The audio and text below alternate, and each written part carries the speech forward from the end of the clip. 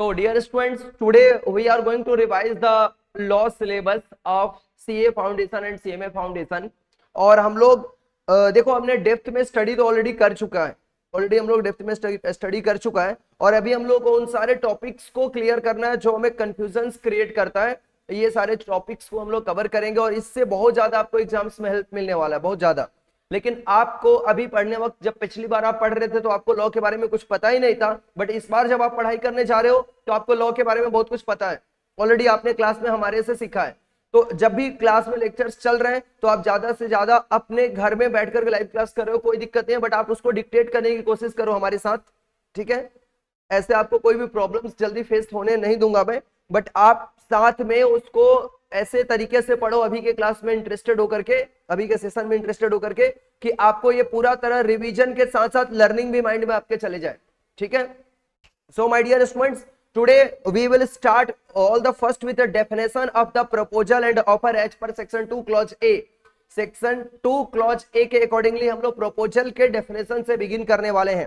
देखिए क्या होता है proposal का मतलब, ये हमने फर्स्ट क्लासेस में भी पढ़ाई किया था, फर्स्ट क्लासेस में ही पढ़ाई किया था। चलो भाई, कोई बच्चा बोल रहा है वो ट्रेन में क्लास कर रहा है, चलो ठीक है, कोई दिक्कत नहीं है, पढ़ो जहां से पढ़ना है पढ़ो, एग्जाम्स पास करने से मतलब है अपने को।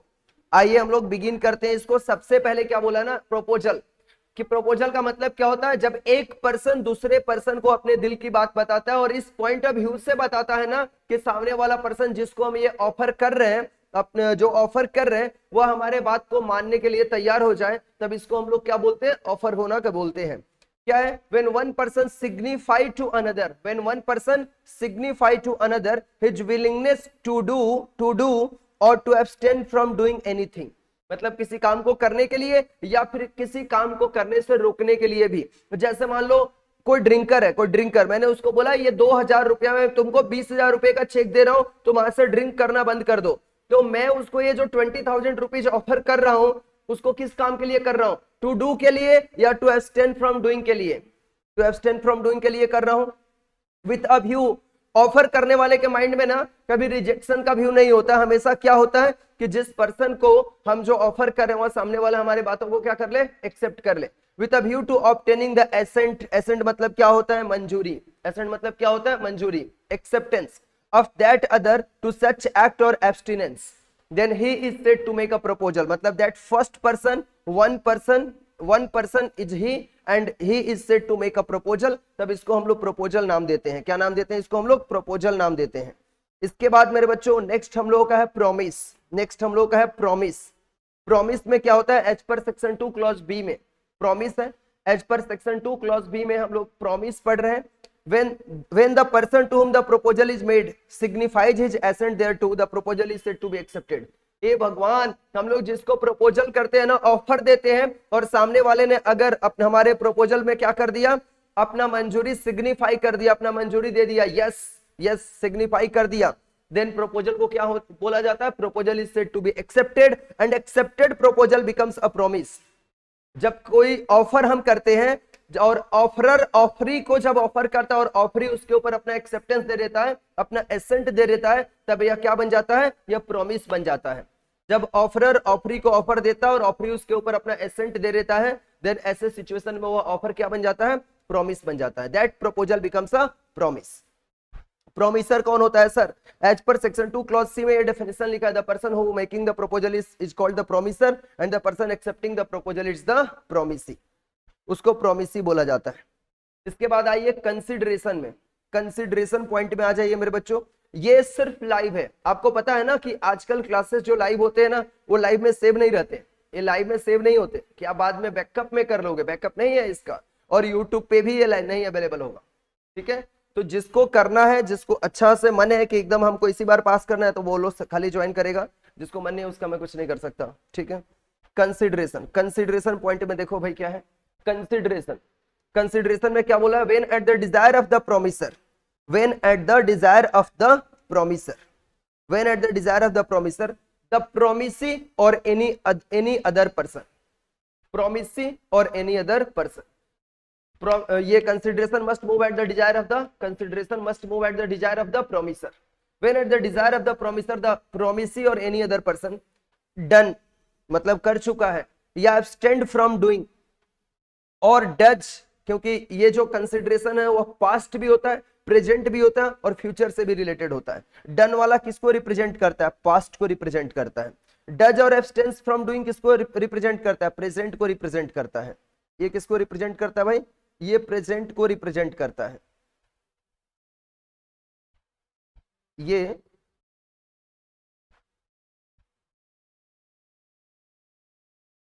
प्रेजेंट को रिप्रेजेंट करता है ना। और प्रोमिसेस टू डू, फ्यूचर के लिए, और ये वाला फ्यूचर को इंडिकेट करता है। और प्रोमिसेस टू डू और abstain from doing something such act or abstinence, act मतलब वर्क करना और एब्सटिनेंट मतलब वर्क करने से रोकना। Then such act or abstinence और promise is called a consideration for the promise, तब उसको प्रॉमिस के लिए कंसिडरेशन बोला जाता है। ये शॉर्ट डेफिनेशन है।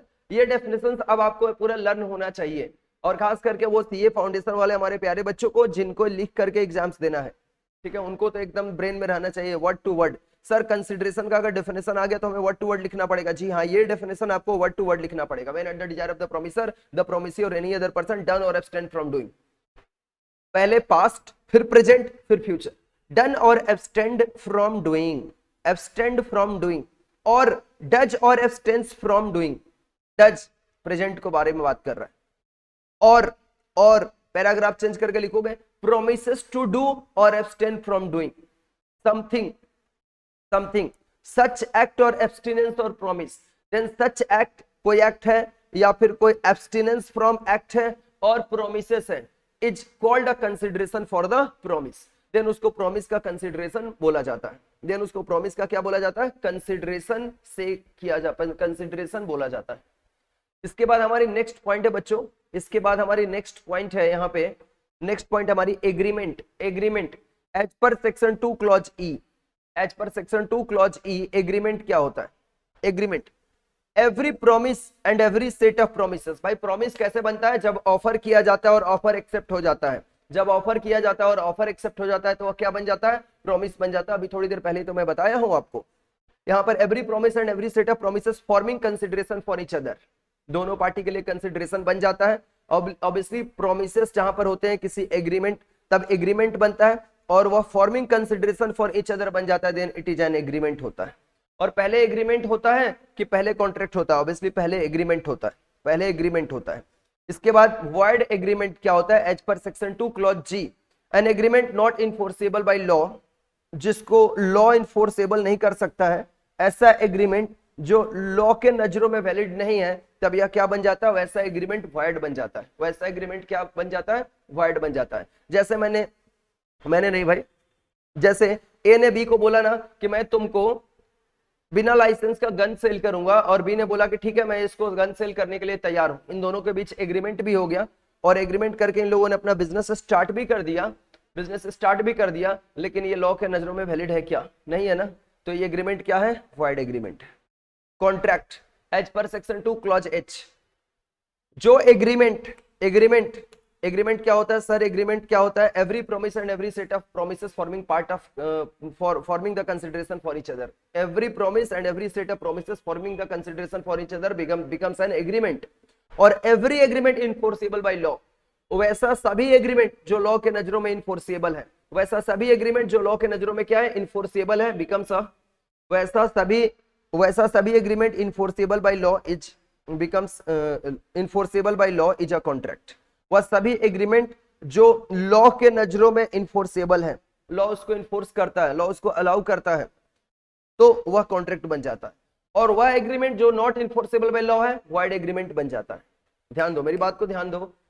एग्रीमेंट है लेकिन एग्रीमेंट इनफोर्सेबल बाय लॉ है तो ये कॉन्ट्रैक्ट बन जाएगा, और agreement not enforceable by law है तो ये वॉइड एग्रीमेंट बन जाएगा। कॉन्ट्रैक्ट बनने का तो सवाल ही नहीं खड़ा होता है, ये वॉइड एग्रीमेंट बन जाएगा। क्या बन जाएगा? वॉइड एग्रीमेंट बन जाएगा।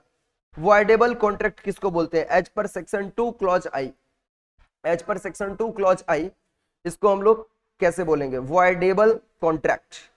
वॉइडेबल कॉन्ट्रैक्ट, ध्यान दीजिएगा, वॉइडेबल कॉन्ट्रैक्ट, वॉइडेबल कॉन्ट्रैक्ट। यहां पे An agreement which is enforceable by law at the option of one or more of the parties thereto but not at the option of the other or others becomes a voidable contract. ऐसा agreement जो enforceable by law है, एक party के नजरों में ये enforceable by law है, but दूसरे पार्टी के पॉइंट ऑफ व्यू से not enforceable at the law है, ठीक है, देन ऐसे समय में ये तरह का जो कॉन्ट्रैक्ट है ये वॉइडेबल कॉन्ट्रैक्ट कंसीडर किया जाता है, वॉइडेबल कॉन्ट्रैक्ट इसको कंसीडर किया जाता है.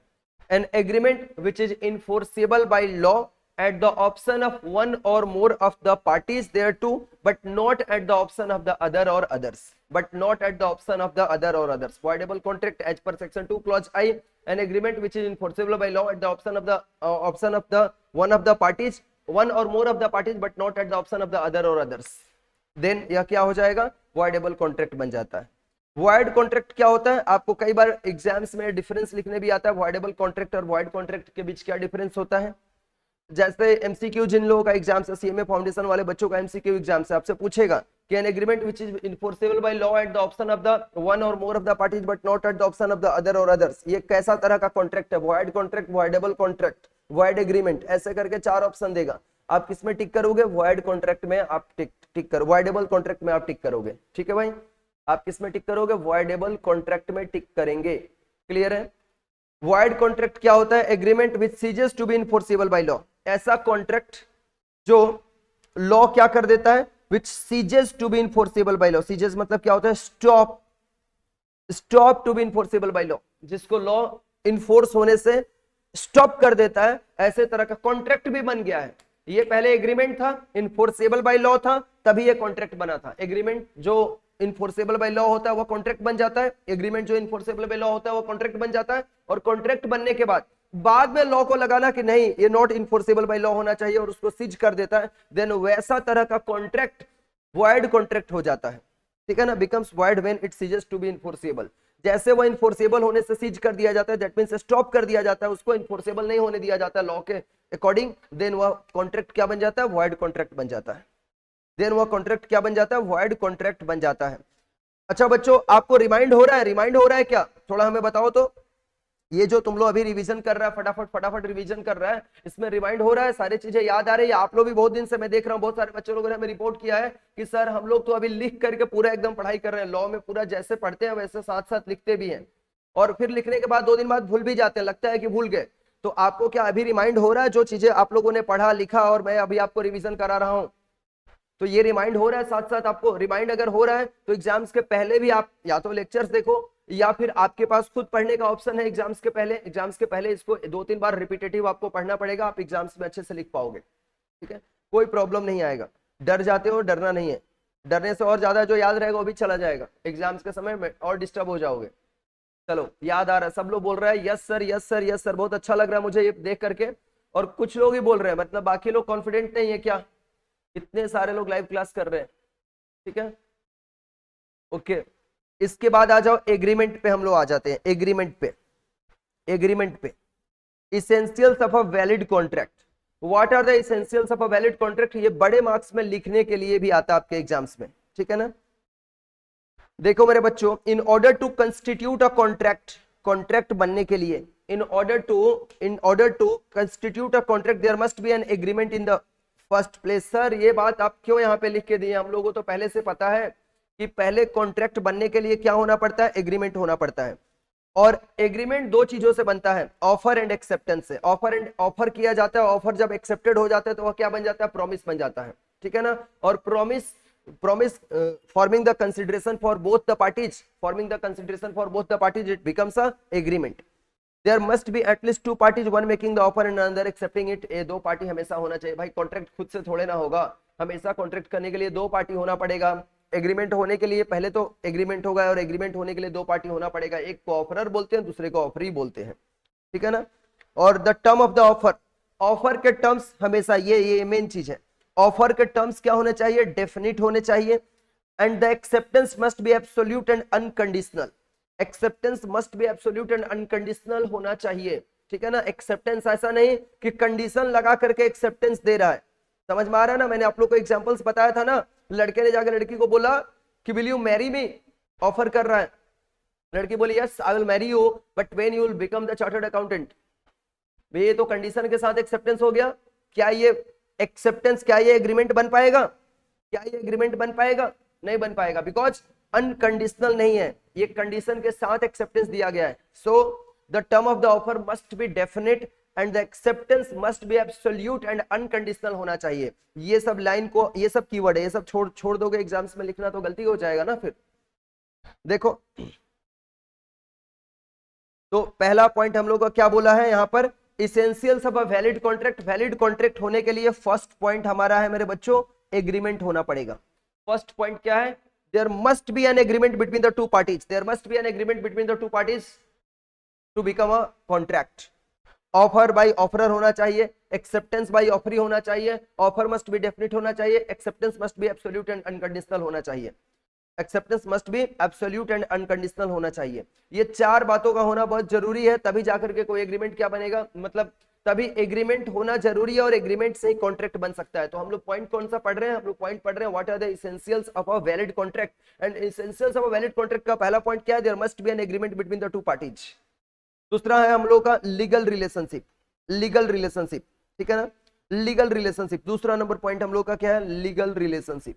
आइए लीगल रिलेशनशिप वाले पॉइंट पे आ जाइए मेरे बच्चों। लीगल रिलेशनशिप क्या बोल रहा है, the parties must intend to create a legal relationship, agreement of social और domestic nature do not contemplate legal relationship. भाई सोशल और डोमेस्टिक नेचर का अगर एग्रीमेंट है, सोशल और डोमेस्टिक नेचर का अगर एग्रीमेंट है तो इसमें लीगल रिलेशनशिप क्रिएट करने के इंटेंशन नहीं होते हैं, ठीक है।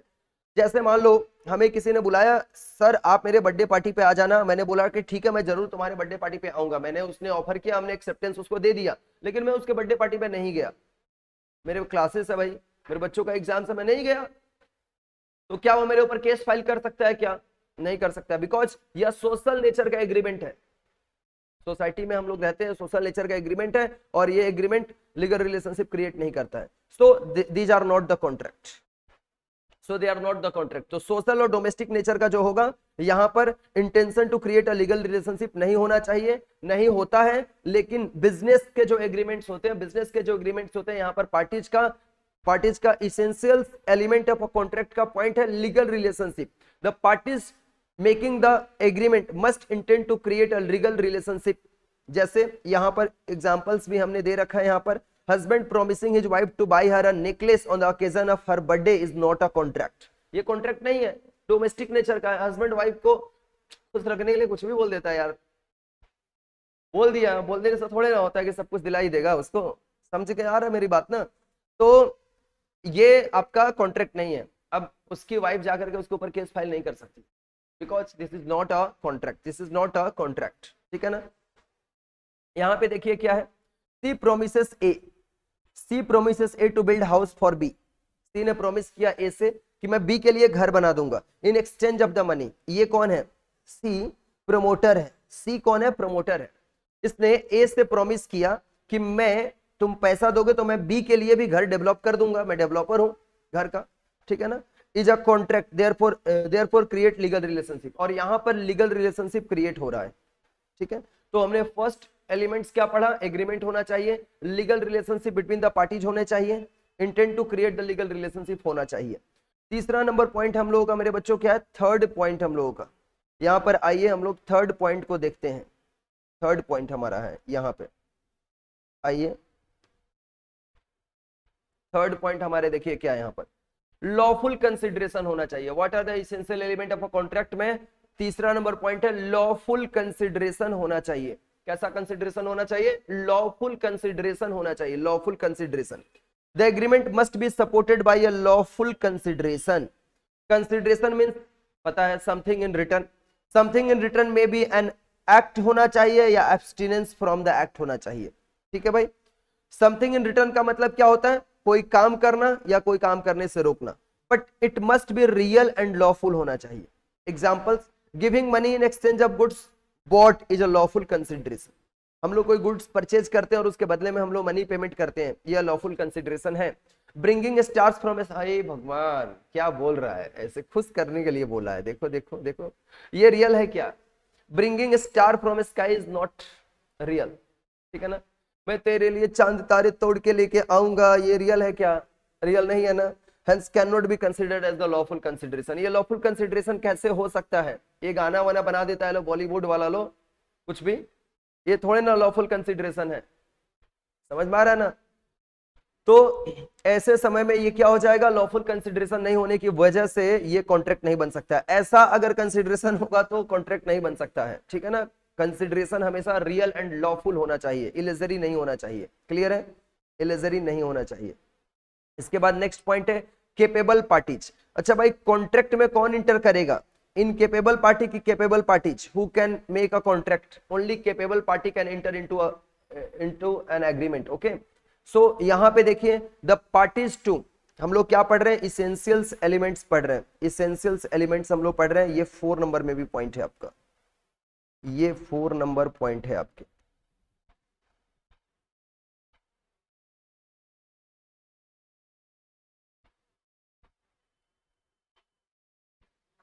फोर नंबर पॉइंट है the parties to an agreement. हाँ जी, the parties to an agreement must be capable to entering into a contract। a person is considered incompetent if he is, party जो contract agreement में inter करेगा, essential element of valid contract क्या है? अगर हम किसी माइनर के साथ कॉन्ट्रैक्ट में इंटर करेंगे तो वैलिड एग्रीमेंट होगा, एग्रीमेंट ही इनवैलिड होगा तो कॉन्ट्रैक्ट कैसे बन सकता है? तो कॉन्ट्रैक्ट होने के लिए हमें एग्रीमेंट केपेबल पार्टी के साथ हमें एग्रीमेंट में इंटर होना पड़ता है। The parties to an agreement must be capable of entering into a contract. A person is considered incompetent. Incompetent person किसको बोला जाता है? Who has not completed the age of the 18 years, who is of unsound mind, पागल है, ठीक है, और who is disqualified from contracting by any law to which he is subject, ठीक है ना? जिसमें वो पर्सन, जिस लॉ के अंडर में वो सब्जेक्ट है, मतलब मेन पर्सन है, उस लॉ के अकॉर्डिंगली वो डिस्क्वालिफाइड है कॉन्ट्रैक्ट में इंटर करने के लिए, देन ये सारे लोग इनकेपेबल पर्सन बोले जाते हैं। And this incapable person can not into an agreement with the another person, so they are incapable person or only capable person can enter into an agreement। okay, जो हम लोग essential elements of a valid contract का ये भी point हम लोगों का number 5 point, lawful purpose. भाई हम जो एग्रीमेंट में इंटर कर रहे हैं ना किसी पर्सन के साथ, उस एग्रीमेंट का जो ऑब्जेक्ट है, पर्पस है, वो लॉफुल होना चाहिए, लॉफुल होना चाहिए, लॉफुल पर्पस होना चाहिए। M pays fee to his lawyer for fighting his case is a lawful purpose. M के ऊपर कोई केस है, वो अपने लॉयर को पकड़ रहा है, भाई उसको फी पेमेंट कर रहा है, बोल रहा है कि आप जाकर के हमारे केसेस को डिफेंड कीजिए कोर्ट में और हमें जीत दिलाइए, इसके लिए वो उसे फी पेमेंट करता है। ये लॉफुल ऑब्जेक्ट है, अनलॉफुल ऑब्जेक्ट नहीं है। लेकिन S asks A to kill B, S बोलता है ना ए के पास जाके, ए किलर है, उसको जाकर के बोल रहा है एस ए के पास के कि बी से मेरी दुश्मनी हो गई है, उसको जान से मार दो, मैं तुम्हें 50,000 रुपये दे रहा हूं। ये भगवान, ये कौन सा है, ये कौन सा लॉफुल पर्पस है बोलो तो? किलिंग करने के लिए सुपारी देना है, ये कौन सा लॉफुल पर्पस है? तो ये अनलॉफुल पर्पस है, और अनलॉफुल पर्पस अगर है तो एग्रीमेंट नहीं हो सकता है, ठीक है ना? ये एग्रीमेंट नहीं हो सकता है। फ्री कंसेंट होना चाहिए, फ्री कंसेंट होना चाहिए, फ्री कंसेंट। ये सारे पॉइंट्स आप लोगों ने पढ़ाई कर रखा है। फ्री कंसेंट, फ्री कंसेंट देखिए, the consent of the parties must be free and genuine होना चाहिए। कंसेंट, कंसेंट मतलब क्या है? हम जिस पार्टी को, लिसन टू मी, ऑफरर जिस पार्टी को ऑफर कर रहा है, ऑफरर जिस पार्टी को क्या कर रहा है? ऑफर कर रहा है, और जिस पार्टी को ऑफर कर रहा है वह अपना एक्सेप्टेंस दे रहा है ऑफरर को कि यस, मतलब ऑफर में जो भी उसको ऑफर किया गया उस बात के ऊपर वह मंजूरी दे रहा है अपनी, और बोल रहा है कि हम तैयार हैं आपका वर्क करने, एक्ट करने के लिए या एब्सटिनेंस के लिए रेडी है। तो ऐसा नहीं कि उसने जो ये एक्सेप्टेंस दिया है वह एक्सेप्टेंस किसी प्रेशर में आकर के दिया है, किसी प्रेशर में आकर के दिया, एक्सेप्टेंस फ्री माइंड से दिया है। मतलब consent of the parties must be free and genuine होना चाहिए। Consent not induced by the, consent must not induced by the, must not induced by the, must not induced by the coercion, undue influence, fraud, misrepresentation, ये सबसे caused नहीं होना चाहिए। अगर मान लो coercion, undue influence, fraud, misrepresentation से अगर कॉज्ड होगा, मिसरिप्रेजेंटेशन से कॉज्ड होगा, तो इसको फ्री कंसेंट नहीं बोला जाता है, इसको फ्री कंसेंट नहीं बोला जाता है। क्योंकि भाई इसमें ये पूरा पॉइंट एक्सप्लेन्ड है। कोअर्सन से, धमकी दे करके, किसी को इमोशनल ब्लैकमेल करके, किसी के साथ फ्रॉड करके उसको एग्रीमेंट पे इंटर कराया जा रहा है, मिस रिप्रेजेंट करके, जो चीजें नहीं है वैसे वैसे बातें बता करके उसको एग्रीमेंट में इंटर कराया जाता है और फिर उसका एक्सेप्टेंस लिया जाता है एग्रीमेंट में इंटर करने के लिए। तो क्या वह वैलिड एग्रीमेंट हो सकता है? नहीं हो सकता है। तो वैलिड एग्रीमेंट होने के लिए क्या होना पड़ेगा? The consent of the parties must be free and genuine होना चाहिए। It must not caused by the coercion, undue influence, fraud, misrepresentation. Example क्या है यहाँ पर? B made proposal to C, B ने सी को प्रपोजल रखा, बी ने सी के पास प्रपोजल रखा, asking his consent in writing without any pressure is free consent. Y force Z to sign a promissory note at the point of peace. ये भगवान, gun उसके सर पे रख दिया और फिर बोला, यहां पर गन उसके सर पे रख करके बोला उसको कि यहां पे क्या करो, प्रोमिसरी नोट के ऊपर साइन करो। ये फ्री कंसेंट नहीं हो सकता, ये फ्री कंसेंट नहीं हो सकता, ये फ्री कंसेंट नहीं है बच्चों। इसके बाद 7 नंबर पॉइंट पे आप चले आओ, 7 नंबर पॉइंट पे चले आओ, 7 नंबर पॉइंट पे चले आओ।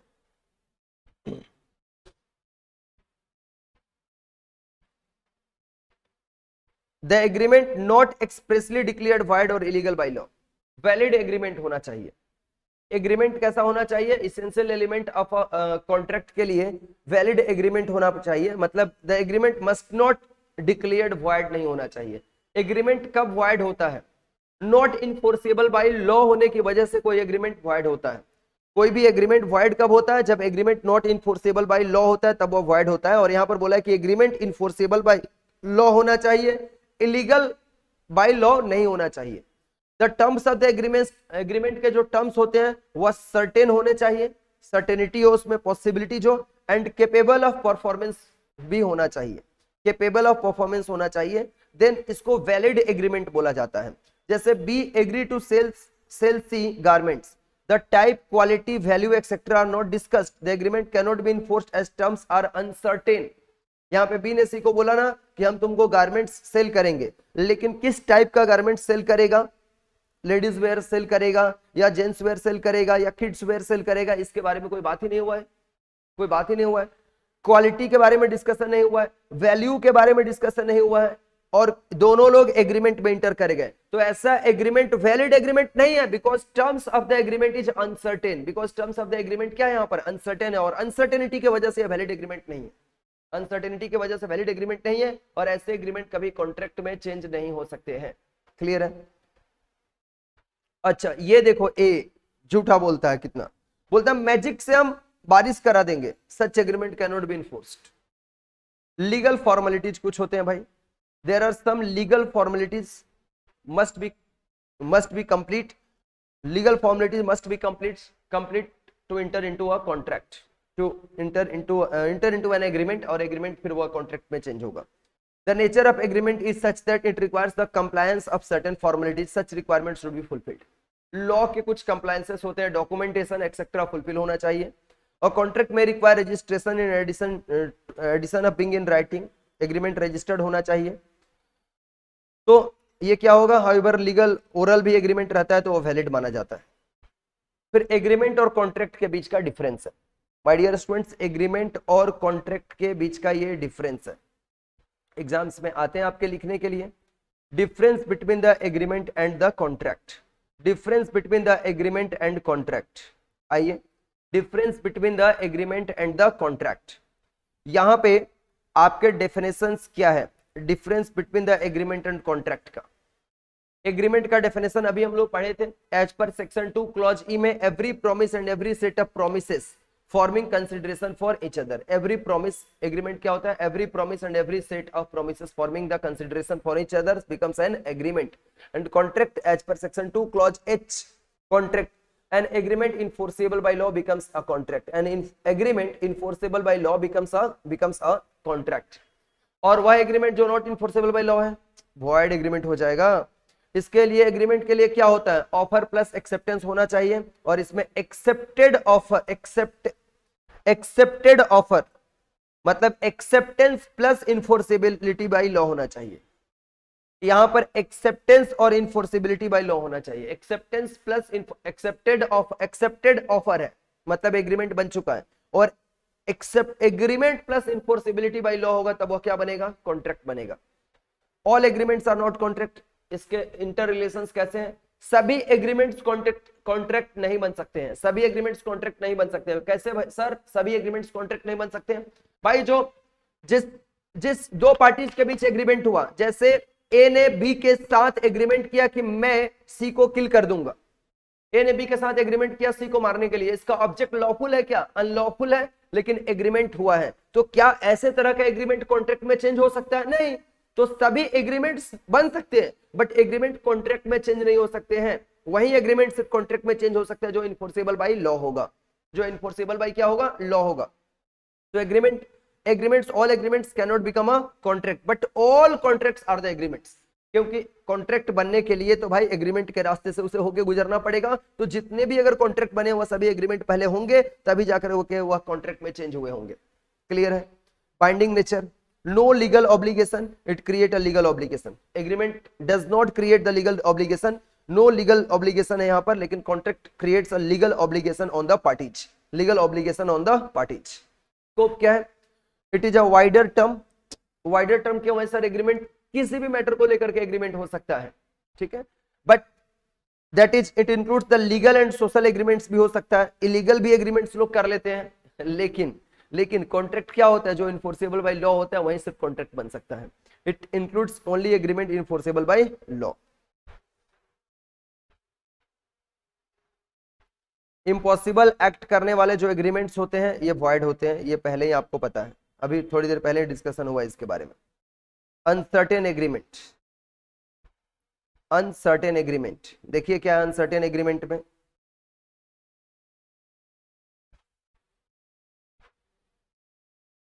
Agreement meaning of which is not certain, ऐसा एग्रीमेंट जिसका मीनिंग सर्टेन नहीं है, मतलब अनसर्टेन है, अनसर्टेन है। जैसे मैंने अभी क्लोथ का एग्जांपल दिया था ना आप लोगों का, उसका क्वालिटी, उसका टाइप, देन आफ्टर उसका वैल्यू, प्राइस नॉट डिटरमाइंड है, मतलब अनसर्टेन है।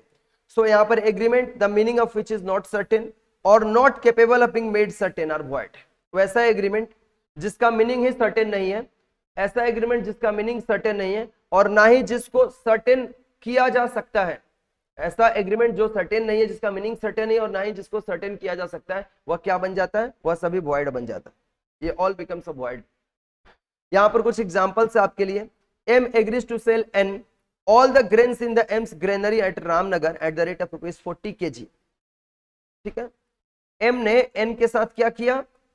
एम ने एन के साथ एग्रीमेंट किया और एम ने बोला कि मेरे रामनगर के ग्रेनरी में रखे गए, मेरे रामनगर के ग्रेनरी में रखे गए जितने भी ग्रेन्स हैं वह सभी हम आपको ₹40 पर केजी के रेट से सेल कर देंगे।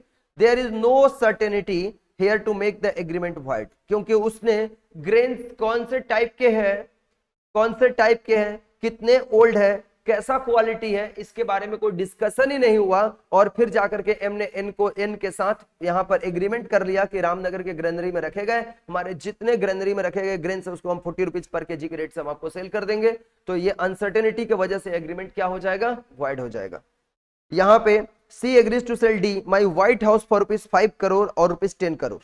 ए भगवान, एक ही बोल ले, एक ही बोल ले, दोनों बोल रहा है। सी ने डी के साथ एग्रीमेंट क्या किया कि मैं अपना व्हाइट हाउस तुमको 5 करोड़ या 10 करोड़ रुपए में सेल कर दूंगा। The agreement shows two prices making its uncertain, so agreement is void. So agreement is क्या है? वॉइड है। एग्रीमेंट ऐसे सिचुएशन में क्या हो जाएगा? वॉइड हो जाएगा। एक, क्योंकि यहां पर सर्टेन नहीं है कि 5 करोड़ या 10 करोड़, सो अनसर्टेनिटी के ग्राउंड पे ये भी क्या हो जाएगा? वॉइड हो जाएगा। अब आइए क्लासिफिकेशन ऑफ कॉन्ट्रैक्ट हम लोग पढ़ने जा रहे हैं। क्लासिफिकेशन ऑफ कॉन्ट्रैक्ट, यहां पे देखिए on the basis of creation, on the basis of creation, ठीक है ना, on the basis of creation type of contract. On the basis of creation contract के दो टाइप होते हैं। On the basis of creation contract के कितने type होते हैं? दो टाइप होते हैं। एक्सप्रेस कॉन्ट्रैक्ट, एक्सप्रेस कॉन्ट्रैक्ट हम लोग किसको बोलते हैं? Contract by spoken or written words. Contract by the spoken or written words is the express contract. और इंप्लाइड कॉन्ट्रैक्ट किसको बोलते हैं? Contract by the conduct of the parties or circumstances of the cases.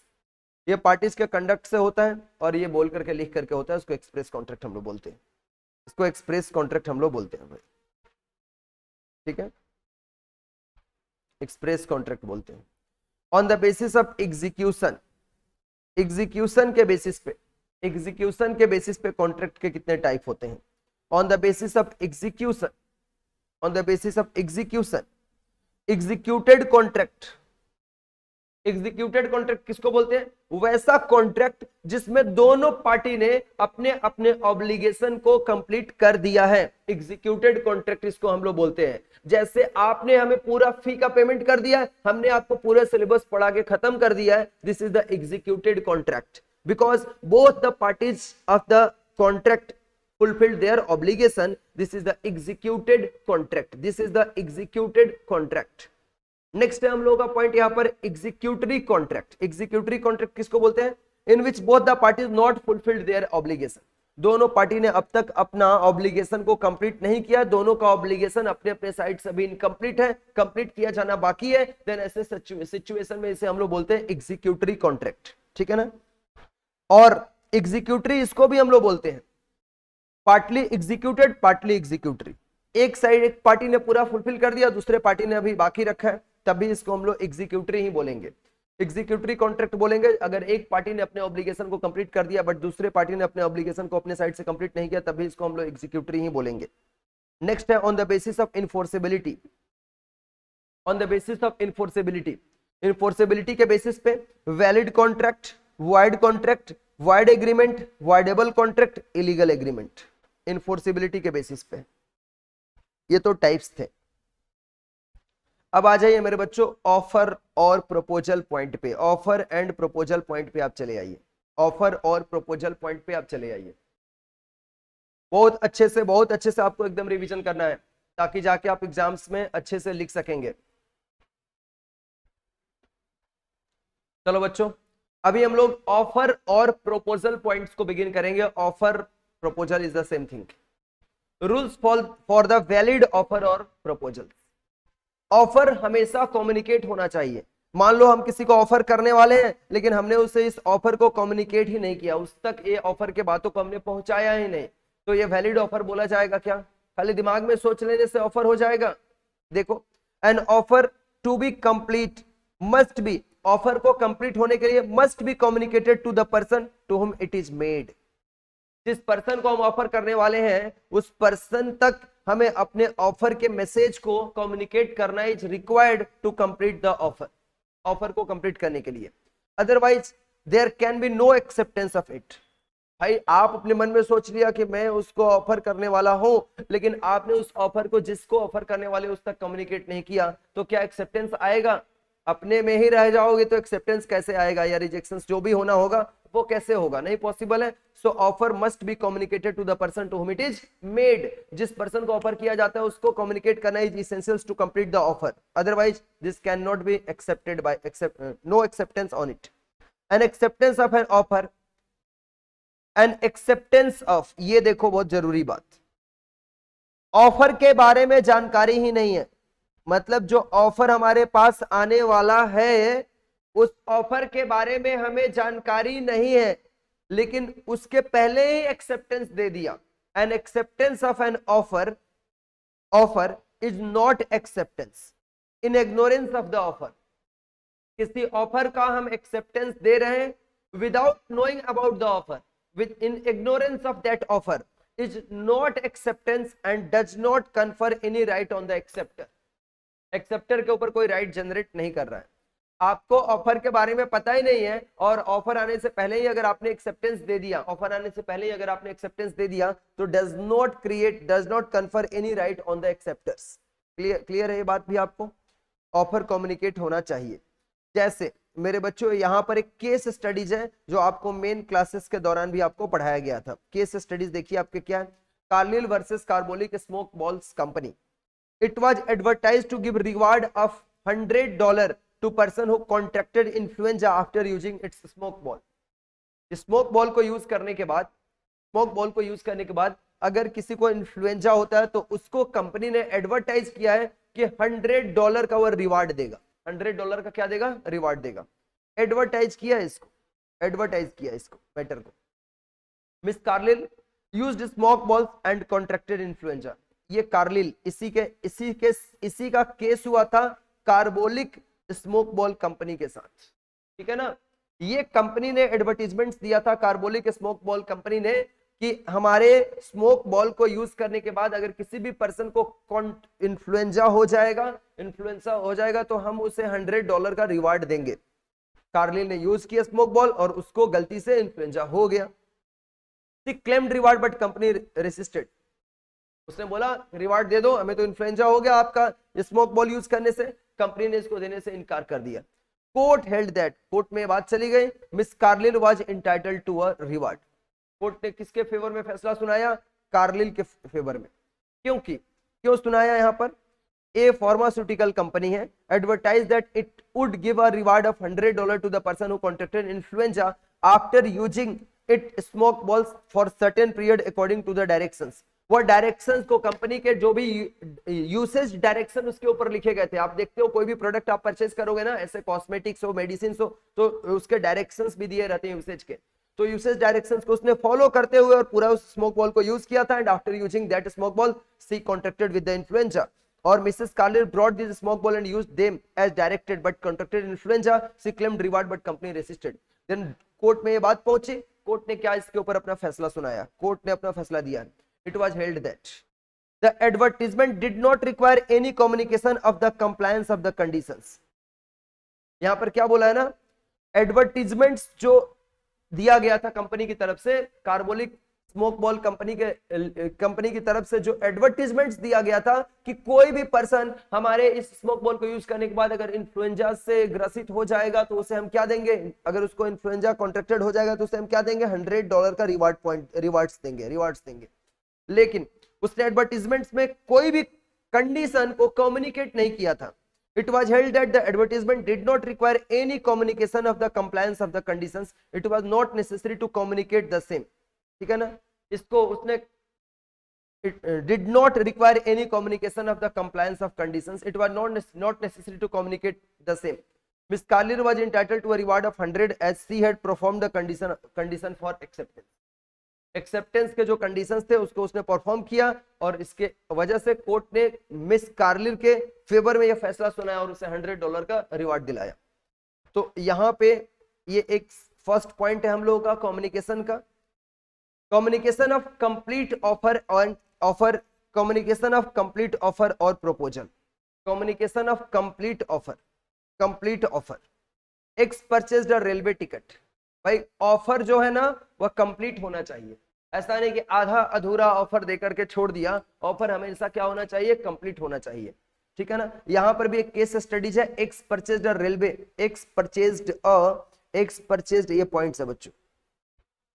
X purchased a railway ticket, condition was printed on the back of the ticket. उसमें जो conditions लिखे गए थे वह टिकट के बैक में लिखे गए थे। It excluded company from liability of the loss of luggage. It excluded companies from liability for loss of luggage। और X का लगेज लॉस्ट हो गया। X entitled to recover the damage as nothing written on the front of the ticket to draw attention। उसने बोला कि ticket के front में तो आपने कोई कंडीशन लिखा नहीं था और ऐसा भी नहीं लिखा था कि आप बैक में जाकर के चेक करो। ठीक है ना, ऐसा भी नहीं लिखा था कि आप बैक में जाकर के चेक करो।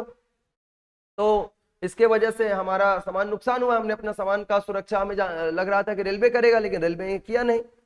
तो इसके लिए क्या डिसीजंस आएगा? केस क्या था? X purchased a railway ticket from travelling from Kolkata to Delhi. The condition were printed on the back of the ticket. One of the condition exclude company from liability. एक कंडीशन उसमें ऐसा था कि अगर आपकी कोई भी सामान की नुकसान हो जाती है, अगर पैसेंजर का कोई भी लगेज अगर लॉस्ट हो जाता है, चोरी हो जाता है, तो इसके लिए company is not liable. Excluded company from the liability of any loss, injury or the delay of the passenger और देयर लगेज। ठीक है ना, पैसेंजर अगर का इंजरी होता है, पैसेंजर्स अगर डिले से आता है और पैसेंजर्स का अगर लगेज लॉस हो जाता है तो इसके लिए कंपनी की लायबिलिटी नहीं है। ये सारे कंडीशंस लिखे गए थे लेकिन बैक ऑन द टिकट लिखा हुआ था। कहां पे लिखा हुआ था? Back side on the ticket. There was nothing written on the front of the ticket to draw the attention of the passenger at conditions on the back of the ticket. ऐसा back में एकदम front में नीचे लिख देता ना, please turn over या सी conditions on the back. ठीक है ना, गो बैक, ऐसा कुछ भी नहीं लिखा हुआ था।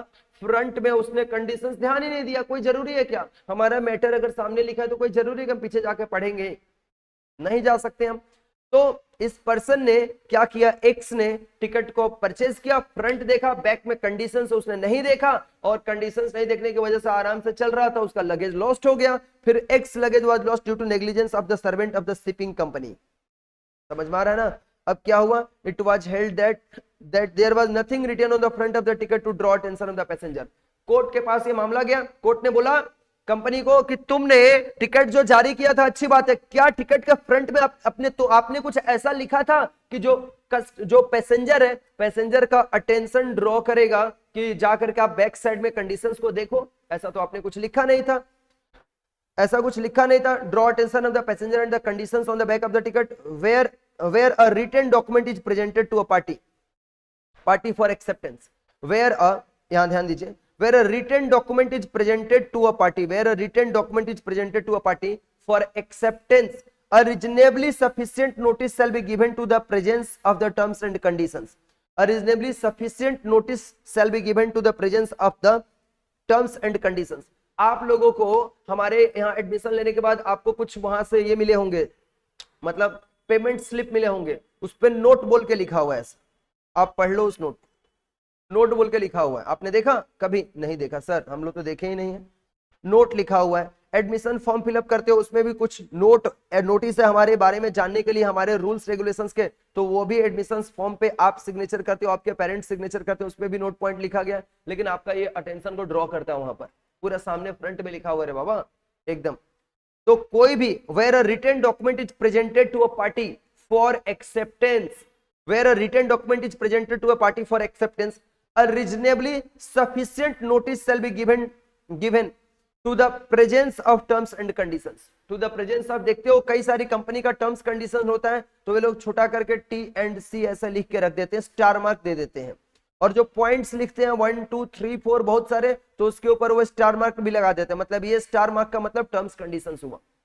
ठीक है, तो भाई अटेंशन ड्रॉ करने के लिए कुछ तो आपने नहीं किया था, देन ऐसे सिचुएशन में कंपनी ने भी ऐसा कुछ भी नहीं किया था, एंड ऐसे सिचुएशन में एक्स का लगेज लॉस्ट हुआ, तो कंपनी को इस लॉस का फुलफिलमेंट करना पड़ा, कंपनी को इस लॉस का फुलफिलमेंट करना पड़ा। बात समझ में आ रही है ना? नंबर 3 पॉइंट देखिए यहां पर क्या है, नंबर 3 पॉइंट आप लोगों का क्या है यहां पर, number 3 point, offer must not be burden on offeree, offer must not be burden on offeree. Offer अगर हुआ है तो ऑफरी के ऊपर यह बर्डन नहीं होना चाहिए कि वह उसको एक्सेप्टेंस करेगा ही, और ऐसा नहीं कि एक्सेप्टेंस नहीं किया, जैसे ऑफर दिया, हमने आपको ये पढ़ाया है, ऑफर दिया और बोला कि अगर 3 दिन में आप हमारे इस ऑफर का रिप्लाई नहीं करोगे तो हम समझ लेंगे कि आप हमारे ऑफर को एक्सेप्ट कर लियो। ये तो बर्डन देना हो गया ना एक तरह से, कि 3 दिन के अंदर रिप्लाई नहीं करोगे तो हम ये समझ लेंगे कि ऑफर आपने हमारा एक्सेप्ट कर लिया है।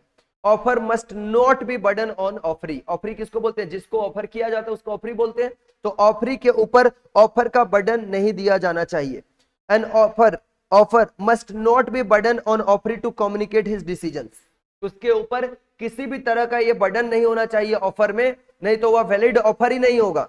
कोई ऐसा ऑफर जिसमें ऑफरी के ऊपर बर्डन दिया जा रहा है, उसको ऑफरी के एक्सेप्टेंस को कम्युनिकेट करने के लिए, ऑफरी को अपना कम्युनिकेशन भेजने के लिए, अपने डिसीजंस बताने के लिए, ये वैलिड ऑफर ही नहीं हो सकता है जिसमें बर्डन डाला हुआ है ऑफरी के ऊपर अपने डिसीजंस बताने के लिए। ठीक है, तो an offer must not be burden on the offeree to communicate his decisions, an offer must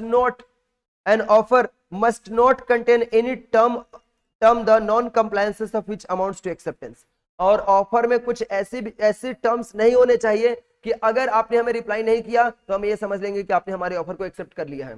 condition भी लगा दिया कि आपने हमारे ऑफर को अगर एक्सेप्ट नहीं किया तो हमें मान लेंगे कि आपने एक्सेप्टेंस दे दिया। ये नहीं होना चाहिए। ठीक है ना भाई? यहां पर एक एग्जांपल है, A offer to sell his white horse to B if no reply is given within 7 days, अगर 7 दिन के अंदर इसके ऊपर रिप्लाई नहीं दिया जाएगा, then A will assume that the contract is being executed, then A ये मान लेगा कि कॉन्ट्रैक्ट एग्जीक्यूट हो चुका है, और बी ने इसके ऊपर कोई रिप्लाई नहीं किया, and A thought be accepted the contract, और ये ने ये मान लिया कि ये कॉन्ट्रैक्ट बी ने एक्सेप्ट कर लिया बिकॉज उसने कंडीशन लिख के भेजा था ऑफर में।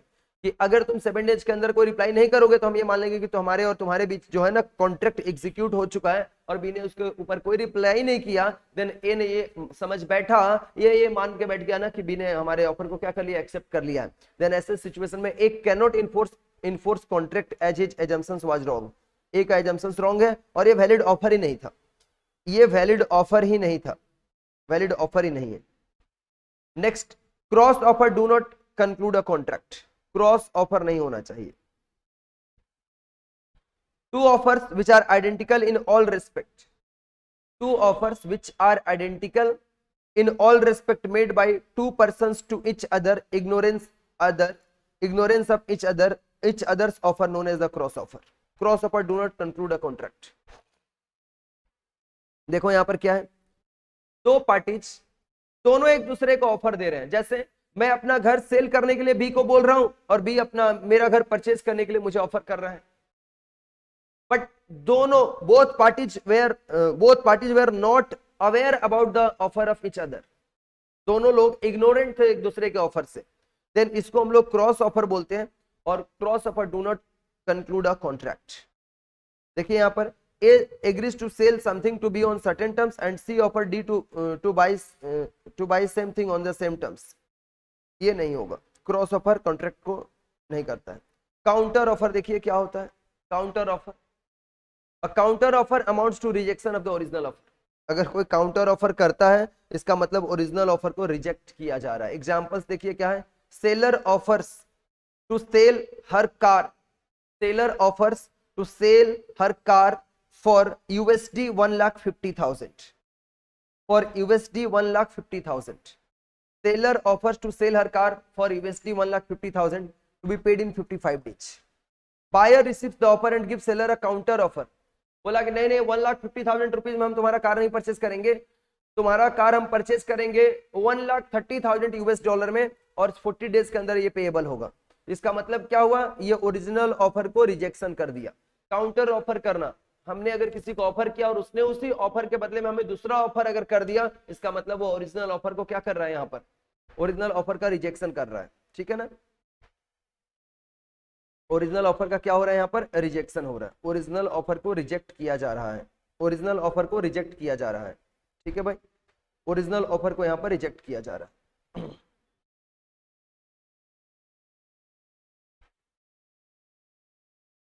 देखिए इसके बाद नेक्स्ट पॉइंट है हम लोगों का यहाँ पे, ऑफर और इनविटेशन ऑफर, ऑफर और intention to offer, intention to offer, ये तीनों पॉइंट के बीच का डिफरेंस है। ठीक है, ये तीनों पॉइंट का यहाँ पर बीच में डिफरेंस है। So now we are going to start with the topic offer, invitation to offer and intention to offer. Offer क्या होता है, proposal is the final expression of willingness by offerer to bound by the offering should the other party choose to accept it. Other party के ऊपर option दे दिया जाता है कि वो एक्सेप्ट करेगा या रिजेक्ट करेगा। इनविटेशन टू ऑफर क्या है, invitation to offer, offers made with the intention, offer made with the intention to negotiate और ऑफर टू रिसीव ऑफर। ये क्या होता है, offer to receive offer, offer receive करने के लिए ऑफर करना, ऑफर रिसीव करने के लिए ऑफर करना is the invitation to offer. और इंटेंशन टू ऑफर, हम किसी को ऑफर करना चाहते हैं, इस तरह का हम इंटेंशन उसको मैं बता रहा हूं, इंटेंशन डिक्लेयर करना इज नॉट एन ऑफर। ठीक है ना, does not amount to offer. जैसे मैंने अपने फ्रेंड को बोला कि मैं ऐसा सोच रहा हूं कि मैं अपना हाउस 50,000 रुपीज में तुमको सेल कर दो, मैं ऐसा सोच रहा हूं, मेरी ये इंटेंशन है कि मैं अपना हाउस तुमको सेल करूं। तो इसका मतलब ये नहीं हुआ कि मैं उसको ये बता रहा हूं कि मैं तुमको हाउस सेल करने के लिए ऑफर कर रहा हूं 50,000 रुपीज में। Intention to offer does not amounts to offer. Intention to offer, अपने ऑफर का इंटेंशन किसी को बताना इज नॉट एन ऑफर। ठीक है भाई, जैसे invitation to offer, display of goods in a shop, advertisements in a newspaper, ये सब जो होते हैं ना, ये सारे इनविटेशन टू ऑफर है। देखने के बाद लोग आके हमें ऑफर करेंगे और हम उसके ऑफर को एक्सेप्ट या रिजेक्ट करेंगे, ये हमारे ऊपर डिपेंड करता है।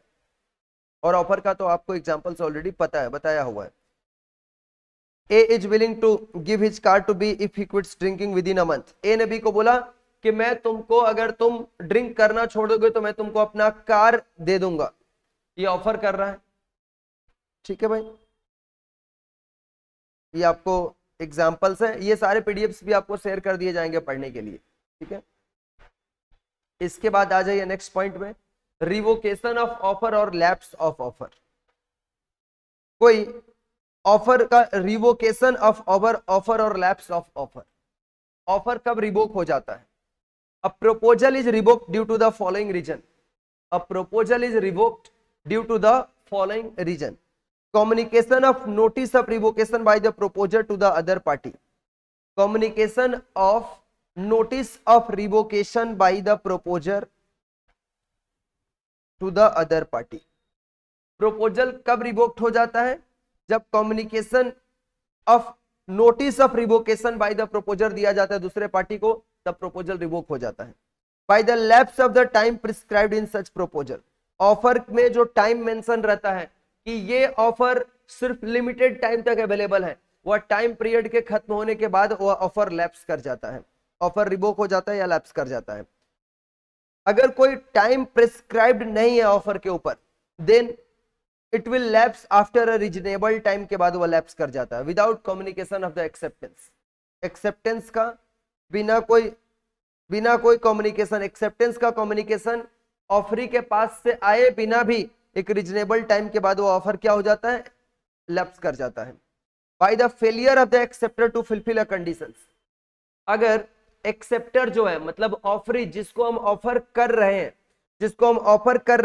उस ऑफरी ने, जिसको हम ऑफर कर, उस ऑफरी ने जो हमारे ऑफर में कंडीशंस दिए गए थे, एक्सेप्टेंस के लिए जो कंडीशंस दिए गए थे, वह कंडीशंस को फुलफिल बिना किए वह एक्सेप्ट कर रहा है। मतलब यह क्या हुआ? यहां पर ये हो जाएगा आपका रिवोकेशन ऑफ ऑफर। और by the death or insanity of the प्रोपोजर। अगर प्रोपोजर यानी ऑफरर के मौत से या फिर उसके पागल हो जाने से, if the fact of the death or insanity comes to the knowledge of the acceptor. जैसे ही ऑफरर के डेथ या उसके इंसैनिटी का न्यूज ऑफरी तक पहुंचता है, तब वह क्या हो जाता है? ऑफर रिवोक कर जाता है, लैप्स हो जाता है। नेक्स्ट पॉइंट है हम लोगों का एक्सेप्टेंस का डेफिनेशन। ऑलरेडी शुरुआत में मैंने सेक्शन 2 क्लॉज बी में आपको बता दिया है। अब आ जाइए रूल्स फॉर एक्सेप्टेंस पॉइंट पे। रूल्स फॉर एक्सेप्टेंस पॉइंट में आ जाइए, बिकॉज एक्सेप्टेंस का डेफिनेशन मैंने एकदम बिगिनिंग में सेक्शन 2 क्लॉज बी में आपको बताया। सेक्शन 2 क्लॉज बी में ऑलरेडी मैं आपको ये बता चुका हूं। एक्सेप्टेंस का रूल क्या है? एक्सेप्टेंस एब्सोल्यूट होना चाहिए और अनक्वालिफाइड होना चाहिए। एक्सेप्टेंस मस्ट बी एब्सोल्यूट होना चाहिए और अनक्वालिफाइड होना चाहिए, अनकंडीशनल होना चाहिए। क्वालिफिकेशन मतलब विदाउट एनी कंडीशन होना चाहिए। इसके बाद as per section 7 of the act, acceptance is valid. Acceptance तभी वैलिड होगा, एक्सेप्टेंस इज वैलिड, एक्सेप्टेंस तो तभी वैलिड होगा when it is valid only when it is absolute and unqualified and unconditional होगा, and it is expressed in some usual and reasonable manner। acceptance दिया होना चाहिए unless the proposal prescribes the manner in which it must be accepted। अगर मान लो offer में offeror ने offeree को offer किया और उसको बोला कि आप इसका एक्सेप्टेंस हमारे ऑफर का लेटर में देना, और ऑफरी ने लेटर में एक्सेप्टेंस नहीं देकर के किसी अदर मोड में दे रहा है, तो भी वह वैलिड एक्सेप्टेंस नहीं होगा, तभी वह वैलिड एक्सेप्टेंस नहीं कंसिडर किया जाएगा। और अगर कोई भी मोड मेंशन नहीं किया हुआ है, देन यूजुअल और रीजनेबल मैनर में अगर एक्सेप्टेंस दिया जाएगा, तब उसको वैलिड एक्सेप्टेंस बोला जाता है। For examples, A offer B to buy his car for ₹4,50,000, B accept it. B ने उसको एक्सेप्ट कर लिया। Such acceptance is absolute and unqualified. ठीक है। A offer to B to buy his car for ₹4,50,000। दूसरा एग्जांपल है ये वाला। This is the second examples. B in exchange of the A's offer, B asked A to buy his cycle for ₹10,000। यहाँ पर A ने B को 4,50,000 का car offer किया। B ने बोला कि हाँ मैं तुम्हारा कार 4,50,000 वाला परचेज कर लूंगा, लेकिन अगर तुम हमारा 10,000 रुपीज में साइकिल परचेज करोगे तब। Such acceptance is not absolute and unqualified. ये कंडीशनल एक्सेप्टेंस है, बोला कि मैं तुम्हारा एक्सेप्ट कर लूंगा, लेकिन हमारा भी कंडीशन है कि 10,000 रुपीज में हमारा साइकिल तुम परचेस करोगे तभी मैं तुम्हारा कार परचेस करूंगा। Conditional acceptance, acceptance valid acceptance होगा, not a valid acceptance, not a valid acceptance, not a valid acceptance, ये वैलिड एक्सेप्टेंस नहीं होगा। अच्छा, एक्सेप्टेंस ना कम्युनिकेट होना रिक्वायर्ड है, एक्सेप्टेंस कम्युनिकेट होना पड़ेगा, the acceptance must be communicated, acceptance must be communicated. भाई बच्चे बोल रहे हैं कुछ लैग आ रहा है, लैग आ रहा है तो आप एक बार अपने डिवाइस से आउट हो जाइए और आउट होकर के फिर से दोबारा से इंटर कीजिए। लैग आ रहा है तो आपके साइड से आ रहा है, ठीक है। Acceptance must be communicated, acceptance communicate होना चाहिए ऑफरर के पास।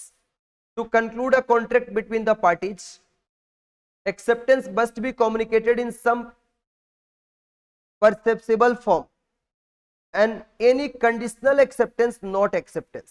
अगर कंडीशन के साथ एक्सेप्टेंस दिया जाता है तो उसको एक्सेप्टेंस कंसिडर नहीं किया जाता है।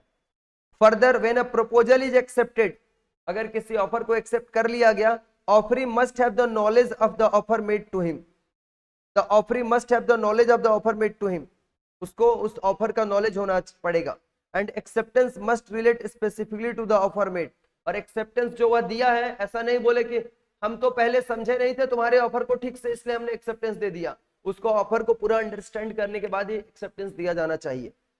एक्सेप्टेंस प्रिस्क्राइब्ड मोड में होना चाहिए, where the proposal prescribes the mode of acceptance, अगर प्रपोजल में मोड ऑफ एक्सेप्टेंस पहले से मेंशन किया हुआ है, it must be accepted in that manner, that prescribed mode, or where the proposal does not prescribe the manner or the mode, then it must be accepted in a reasonable manner, तब यह इसका acceptance reasonable manner में होना चाहिए। Example, A sends letter to B, A ने B को letter send किया offering to sell his house, A asked B to reply by telegram, और A ने B को बोला कि तुम टेलीग्राम से हमें रिप्लाई करना, लेटर में लिख भी दिया था लेकिन B ने उसको लेटर लिखा, यानी क्या हो जाएगा, B shall then reply only through telegram, B अगर टेलीग्राम के थ्रू रिप्लाई करेगा तो वैलिड एक्सेप्टेंस, बी अगर लेटर से या टेलीफोन के थ्रू अगर एक्सेप्टेंस देगा तो उसको वैलिड एक्सेप्टेंस नहीं बोला जाएगा, क्योंकि उसमें एक्सेप्टेंस का मोड ऑलरेडी मेंशन किया हुआ है। एक्सेप्टेंस रीजनेबल टाइम में होना चाहिए, एक्सेप्टेंस रीजनेबल टाइम में होना चाहिए, acceptance must be given within a reasonable time and before the offer lapses. ऐसा नहीं कि हमारा जब ऑफर खत्म हो गया तब आप आकर के हमारे ऑफर को एक्सेप्ट कर रहे हो, ऑफर को लैप्स होने के पहले ही acceptance must be given within a reasonable time होना चाहिए, ऑफर के खत्म होने के पहले ही एक्सेप्टेंस होना चाहिए। फिर mayor silence is not acceptance, अगर कोई साइलेंस रखता है, तो मैं पहले ही बोल चुका हूं ना कि अगर आपने ऑफर किया और अगर कोई साइलेंस अगर रख रहा है उस ऑफर के ऊपर, इसका मतलब ये नहीं कि उसने एक्सेप्टेंस दे दिया है। The acceptor should expressly accept the offer, acceptor को एक्सप्रेसली एक्सेप्ट करना चाहिए अपने ऑफर को। Acceptance can be implied also, acceptance implied acceptance भी हो सकता है, जैसे इंप्लाइड ऑफर होता है वैसे इंप्लाइड एक्सेप्टेंस भी पॉसिबल है, but acceptance must be given only by that person to whom it is made, जिस पर्सन को ऑफर किया जाएगा बस वही उस ऑफर को एक्सेप्ट कर सकता है, कोई दूसरा नहीं कर सकता। इसको स्पेसिफिक ऑफर बोलते हैं, जब हम किसी स्पेसिफिक पर्सन को ऑफर करते हैं तो that only that person can accept that offer, ठीक है, that too only after knowing about the offer made to him. Acceptance by conduct, acceptance has to be signified either in writing or by word of mouth or by performance of the some act। अगर writing में होगा और word of mouth से होगा तब इसको हम लोग क्या बोलते हैं, एक्सप्रेस एक्सेप्टेंस बोलते हैं, एक्सप्रेस एक्सेप्टेंस बोलते हैं। और अगर परफॉर्मेंस ऑफ सम एक्ट हुआ तो इसको इंप्लाइड एक्सेप्टेंस हम लोग बोलते हैं, इंप्लाइड एक्सेप्टेंस बोलते हैं। The last of the method, namely by the some act, has been understood as the acceptance by conduct, I have already told। Tradesman receives an order from a customer, customer से उसको order आया and the order is executed according to the traders, there is an acceptance by conduct of the offer made by the customer, there is an acceptance by conduct of the offer made by the customer, the tradesman subsequent act signify the acceptance. वो अगर acceptance दे रहा है यहाँ पर, जैसे मान लो ना, दूसरा एग्जांपल मैं देता हूँ आपको, मान लो हमें किसी कस्टमर ने मान लो 10 kg के लिए ऑफर किया, हमने उसके ऑफर को एक्सेप्ट किया, लेकिन हमने उसके ऑफर को एक्सेप्ट करने के बाद मैंने 15 kg उसको सेम गुड्स सेंड कर दिया और उसने उसको अपने पास रख लिया, मतलब वो कैसा एक्सेप्टेंस दे रहा है हमें, बाय कंडक्ट एक्सेप्टेंस दे रहा है।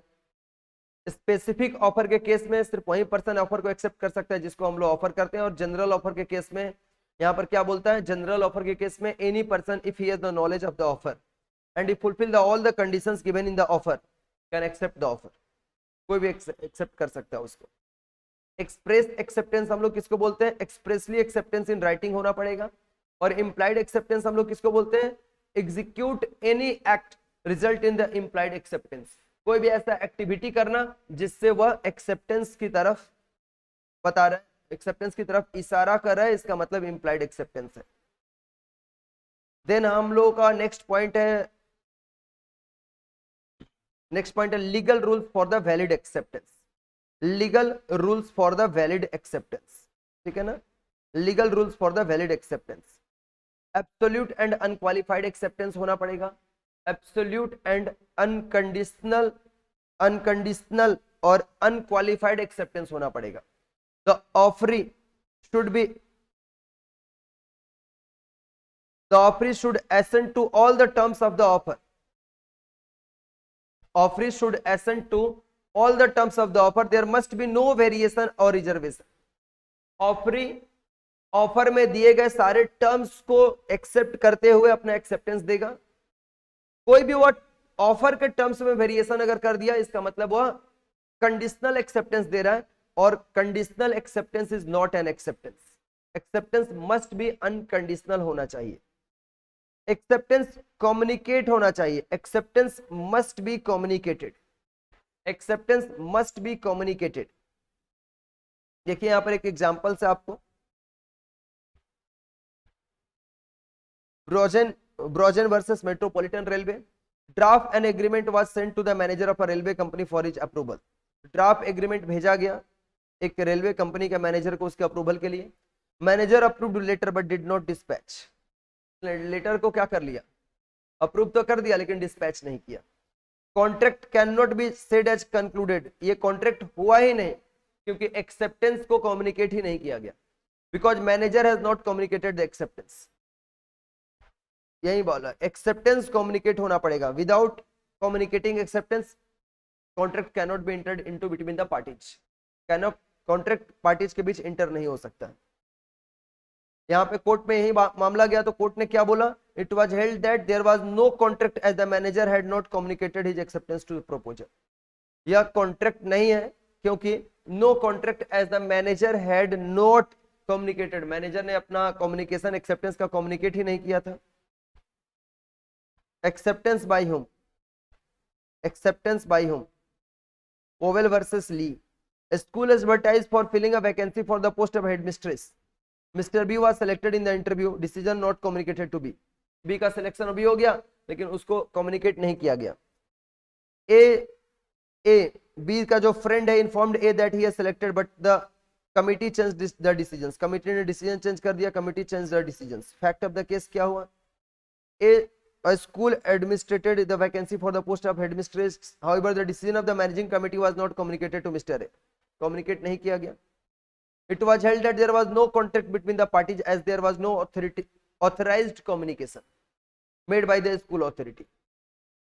ये क्या बोला, it was held that there was no contact between the parties as there was no authorized communication made by the school authority. The person who informed about his appointment was not authorized to perform such act. जो person, मतलब ये approval कौन दे सकता है, क्या बोला है यहां पर पॉइंट हम लोग का क्या है, acceptance by whom, who can give the acceptance, only authorized person can give the acceptance. जो पर्सन, कोई और पर्सन उसके बदले जाकर के अभी बता दिया कि तुम्हारा एक्सेप्टेंस कर लिया गया है, तो ये वैलिड नहीं एक्सेप्टेंस बोला जाएगा। Because the person who informed about his appointment was not authorised to perform such act. वो ऑथराइज्ड ही नहीं था अप्रूवल देने के लिए। There was no intention to create a contract on the part of the the managers, on the part of the managers. Manner of acceptance क्या होना चाहिए, the offer must be accepted in some usual and reasonable manner. Acceptance usual and reasonable manner में होना चाहिए. The offer must be accepted in a specified manner. If the offer is not accepted in the prescribed manner, the offerer may reject the acceptance. अगर जिस manner में बोला गया उस manner में नहीं किया जाएगा तो ऑफरर क्या कर सकता है, उसको रिजेक्ट कर सकता है। रीजनेबल टाइम में अगर एक्सेप्टेंस नहीं दिया जाएगा तब भी ऑफरर उस ऑफर को क्या, एक्सेप्टेंस को क्या कर सकता है, रिजेक्ट कर सकता है। टाइम लिमिट अगर दिया हुआ है, the offer does not prescribe the time limit, then reasonable time limit को हम लोग उसका the offer must be accepted in the reasonable time limit होना चाहिए। अगर ऑफर में कोई टाइम लिमिट एक्सेप्टेंस का नहीं दिया है तो रीजनेबल टाइम के अंदर इस ऑफर को एक्सेप्ट किया जाना चाहिए, और अगर टाइम लिमिट मेंशन किया हुआ है तो with in that time limit offer acceptance communicate होना चाहिए। Acceptance must be given before offer lapses और रिवोक्ड। ऑब्वियस सी बात है ना भाई कि ऑफर के लैप्स होने के पहले या ऑफर के रिवोकेशन यानी कैंसिलेशन से पहले ही एक्सेप्टेंस देना होगा। Acceptance can be given only to an existing offer, existing offer के ऊपर ही एक्सेप्टेंस हो सकता है। जो ऑफर लैप्स हो चुका है उसके ऊपर या जो ऑफर आने वाला है उसके ऊपर एक्सेप्टेंस नहीं दिया जा सकता है। An offer open for a limited period can be accepted only before expiry of the period. अगर लिमिटेड पीरियड के लिए ऑफर है तो ऑफर के एक्सपायरी से पहले, ऑफर के फिनिश होने से पहले ही उसका एक्सेप्टेंस देना होगा। An offer can be revoked before acceptance, acceptance से पहले ऑफर को रिवोक किया जा सकता है यानी कैंसिल किया जा सकता है।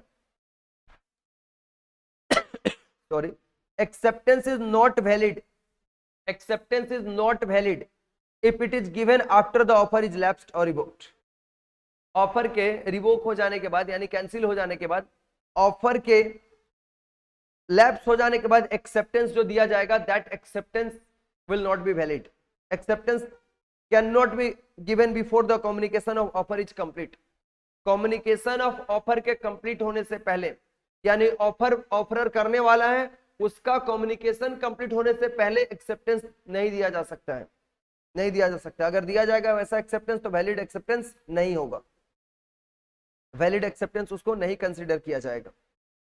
नेक्स्ट पॉइंट हम लोगों का है, नेक्स्ट पॉइंट हम लोगों का देखिए यहां पर क्या है, mode of acceptance. Mode of acceptance, कैसे एक्सेप्टेंस दिया जाता है, बाय एन एक्ट एक्सेप्टेंस दिया जा सकता है, and by omission intending thereby to communicate to the other or which has the effect of communicating it to the other. By omission acceptance हो सकता है, intending thereby to communicate to the other भी acceptance दिया जाता है, or which has the effect of communicating it to the other को अगर communicate करके एक्सेप्टेंस का को इफेक्टिव एक्सेप्टेंस बोला जाएगा तभी उसको कम्युनिकेट करके एक्सेप्टेंस दिया जा सकता है। मतलब बाय एक्ट दिया जा सकता है या फिर बाय एक्सप्रेस दिया जा सकता है। ये पॉइंट बहुत इंपॉर्टेंट है, ये बहुत इंपॉर्टेंट पॉइंट है। Communication of acceptance and revocation, communication of acceptance and revocation. Communication of acceptance is completed against offerer. A communication of acceptance is completed as against offerer. Offerer कौन है? A ने B को offer किया, B acceptor है, B ने acceptance दे रहा है, लेकिन ऑफरर के अगेंस्ट कब उसको एक्सेप्टेंस को कंप्लीट माना जाएगा? When the acceptance is put into the course of transmission.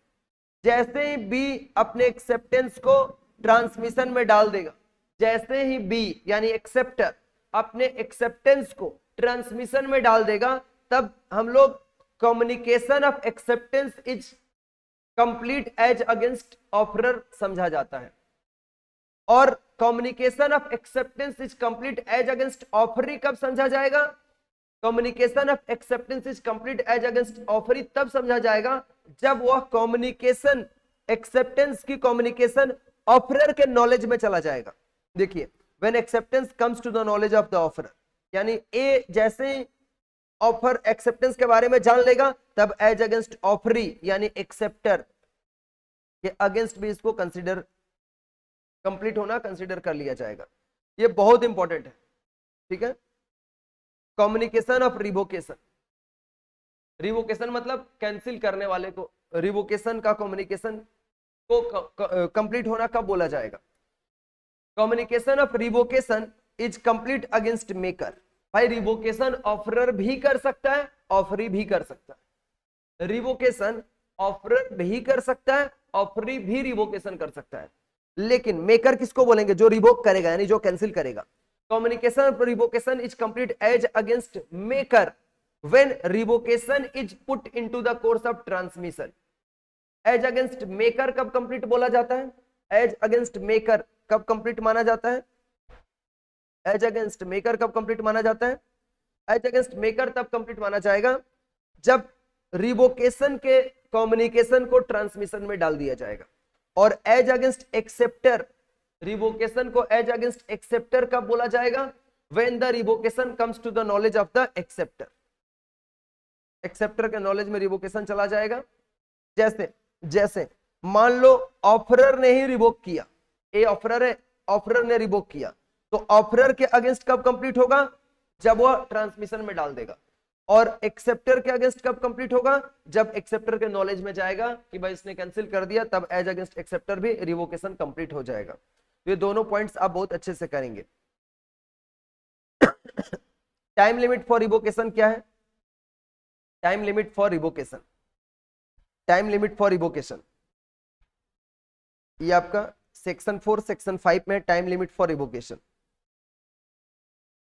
Time limit for revocation देखिए,